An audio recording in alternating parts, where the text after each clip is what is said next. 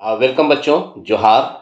आपको जो है कि आज हम लोग देखेंगे यहाँ पर कि झारखंड में अभी जो है एग्ज़ाम होने वाले हैं। 8 बोर्ड का, फिर 9th होगा, 10th होगा, और उसमें जो आपको पूछे जाएंगे जो प्रश्न, उन प्रश्नों का जो है कि उत्तर भी आपको सही सही देना है। बहुत सारे प्रश्न जो हैं वो आपको MCQ टाइप से क्वेश्चन पूछे जाएंगे। तो आज हम लोग देखेंगे कि भारत के संविधान के विषय में प्रश्नों की जानकारी हासिल करना के लिए हम लोग यहाँ पर देखेंगे।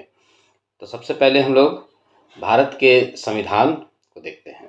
भारत का संविधान में से जो प्रश्न पूछे जाएंगे उनमें से सबसे पहला प्रश्न आपको ये पूछा जा सकता है कि भारतीय संविधान जो है वो भारतीय संविधान सभा का की संघीय शक्ति के अध्यक्ष, संघीय समिति जो बनी थी, संघीय शक्ति समिति जो बनी थी, उसके अध्यक्ष का नाम पूछा जा सकता है। तो इसमें सबसे पहला प्रश्न जो होगा वो उसका जो है कि ऑप्शन आ सकते हैं आपको सरदार पटेल, डॉक्टर BR अम्बेडकर, अलादी कृष्णा स्वामी अय्यर या फिर पंडित जवाहरलाल नेहरू। तो इसका सही जवाब जो है ये पंडित जवाहरलाल नेहरू है। दूसरा प्रश्न जो है आपको पूछे जा सकते हैं कि भारतीय संविधान सभा के प्रारूप समिति के अध्यक्ष कौन थे। तो ये बात आप जान के रखिए कि कई एक समितियां बनी थी संविधान को बनाने में, जिसमें एक प्रारूप समिति जो है अहम रोल अदा किए थे। इसमें आपको ऑप्शन मिलेंगे doctor Rajendra Prasad, Jawaharlal Nehru, doctor BR Ambedkar या पुरुषोत्तम दास टंडन। तो बच्चों इसमें ध्यान रखना है कि प्रारूप समिति जो है कि मुख्य संविधान की रचना उन्होंने उसी में हुई थी। तो इनके जो है कि अध्यक्ष जो बने थे वो डॉक्टर BR अम्बेडकर, भीमराव अम्बेडकर, जिसको हम लोग बराबर जो है जिनकी बर्थडे जो हम लोग अप्रैल माह में मनाते हैं। अगला जो प्रश्न आएगा वो हो सकता है कि भारतीय संविधान सभा में सभी निर्णय किस आधार पर लिए जाते थे, किस आधार पर लिए गए। तो इसमें जो ऑप्शन है वो एकता और अखंडता का है, बहुमत है, सर्वसम्मति है या सहमति और समायोजना का है। तो जो भी जो सहमति बनती थी तो सहमति और समायोजना दोनों का संगम होता था। तो इसमें राइट आंसर जो होगा इसका सहमति और समायोजना का होगा। अगला जो प्रश्न है वो है भारतीय संविधान सभा में महिला सदस्यों की कुल संख्या कितनी थी। तो ये महिला सदस्य हम लोग बार बार पढ़ते हैं कि महिला सदस्य 15 थी, है ना। इसमें ऑप्शन जो है 10, 12, 13 और 15 है। तो इसमें राइट ऑप्शन जो है ये 15 का है। अब ये जानकारी के लिए आपको समझ में आना चाहिए कि ये 15 महिलाएं कौन कौन थी। तो ये 15 महिलाएं थी, इसके नाम जो है कि यहाँ पर देखें आप स्क्रीन में कि दुर्गा भाई देशमुख थी, राजकुमारी अमृत कौर थी, हंसा मेहता थी, बेगम एजाज रसूल थी, अम्मूर स्वामीनाथन थी, सुचेता कृपलानी थी, दक्षयानी बेलायुधान थी, रेणुका राय थी, पूर्णिमा बनर्जी, एनी मस्कारीन, कमला चौधरी, लीला राय, मालती चौधरी, सरोजनी नायडू और विजय लक्ष्मी पंडित। ये 15 नाम जो है जो महिलाओं की टीम थी वो संविधान सभा में शामिल थी। अगला प्रश्न जो है वो संविधान निर्मात्री सभा में एक झंडा समिति बनी थी, उसके अध्यक्ष कौन थे। तो झंडा समिति के अध्यक्ष कौन थे, इसमें अगर ऑप्शन आपको मिले कि JB Kripalani, doctor Rajendra Prasad, BR Ambedkar, Jawaharlal Nehru, इसमें राइट आंसर जो है वो डॉक्टर राजेंद्र प्रसाद है। ये झंडा समिति के अध्यक्ष चुने गए थे। अगला प्रश्न जो है वो है भारतीय संविधान में सम्मिलित किस भाषा के लिए 2011 तक ज्ञानपीठ पुरस्कार नहीं दिया गया था, है ना। तो बहुत सारी भाषाओं में मिला, जिसमें ऑप्शन आपको जो है मराठी, सिंधी, हिंदी, गुजराती। इसमें से एक भाषा को जो है कि बाद में 2011 तक जो है ज्ञानपीठ पुरस्कार इसमें नहीं मिला था किसी को, लेकिन 2011 के बाद उसमें ज्ञानपीठ पुरस्कार दिया गया। तो ये जो है कि ये सिंधी भाषा है। इसमें राइट जवाब जो है इसका सिंधी भाषा।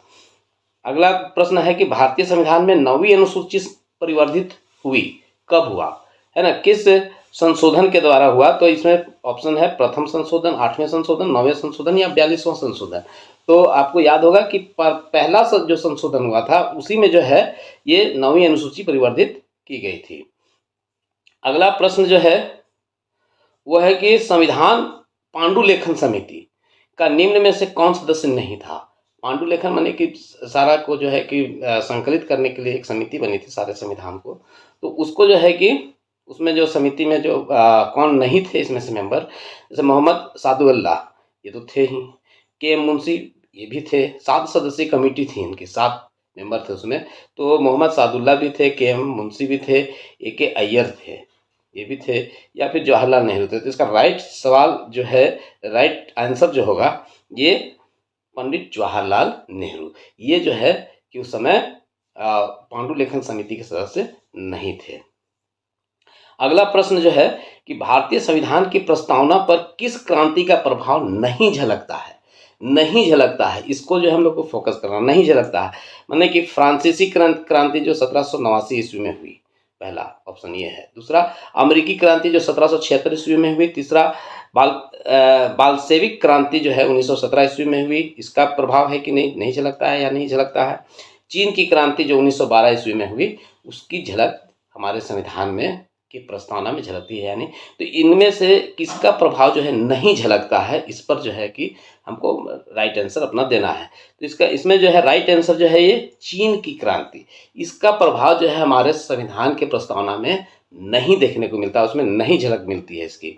अगला जो प्रश्न है वो है, भारत के संविधान का निर्माता किसे माना जाता है? आपके पास ऑप्शन जो है महात्मा गांधी है, बी आर अम्बेडकर है, जवाहरलाल नेहरू है और बी एन राव है। तो सही आंसर जो है आपको पता भी है कि बी आर अम्बेडकर है।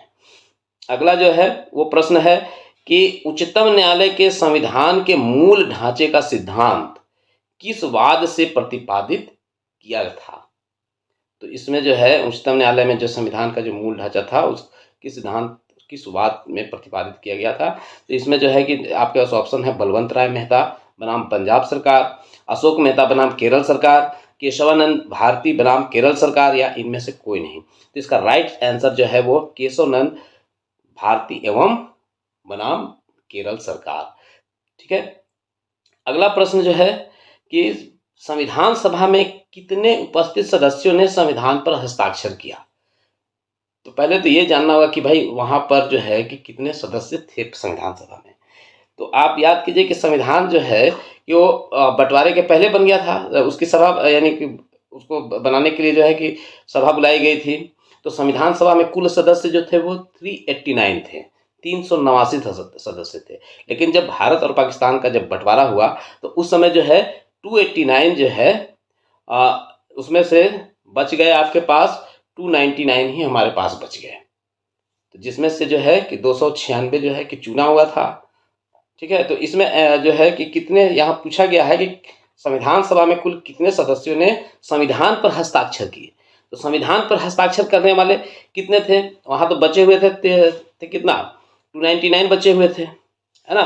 तो इसमें जो है कि 296 बचे हुए 299 जो बचे हुए थे, इनमें जो है कि कितना सिग्नेचर किया। तो इसमें ऑप्शन है 262, 284, 287 या 289। तो इसमें से राइट जवाब है 284।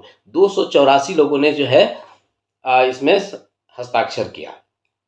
अगला जो है प्रश्न है, जिस संविधान सभा द्वारा भारत के संविधान का अधिनियम किया गया उसके सदस्य कौन थे? इसमें जो है कि गवर्नर जनरल द्वारा नामित था, पहला ऑप्शन है। दूसरा ऑप्शन है राजनीतिक दलों द्वारा नामित था, विभिन्न प्रांतों के विधानसभा द्वारा नामित था, या लोगों के द्वारा नामित था। तो इसका राइट जवाब है कि विभिन्न प्रांतों के विधानसभाओं के द्वारा जो नामित लोग थे उनके द्वारा जो है कि संविधान अधिनियम किया गया था, उसके सदस्य लोग थे। अगला जो प्रश्न है वो 14वां प्रश्न, संविधान के किस भाग में संविधान संशोधन की प्रक्रिया का उल्लेख है? यानी अब जो है कि संविधान कितने भागों में बटा हुआ है इसको देखना होगा, और उसके किस भाग में जो है कि हमारे संविधान का जो है कि संशोधन किया जा सकता है कि ये नियम गलत है, इसको जो है सुधार करना होगा, इसमें कुछ कुछ और फेरबदल करना होगा, इस तरह से उल्लेख है। तो इसमें आपको 4 ऑप्शन मिलेंगे, जिसमें भाग 3 है, भाग 4 है, भाग 20 है और भाग 21 है। तो इसमें हमको जानना होगा कि भाग 3 किस चीज़ के लिए है।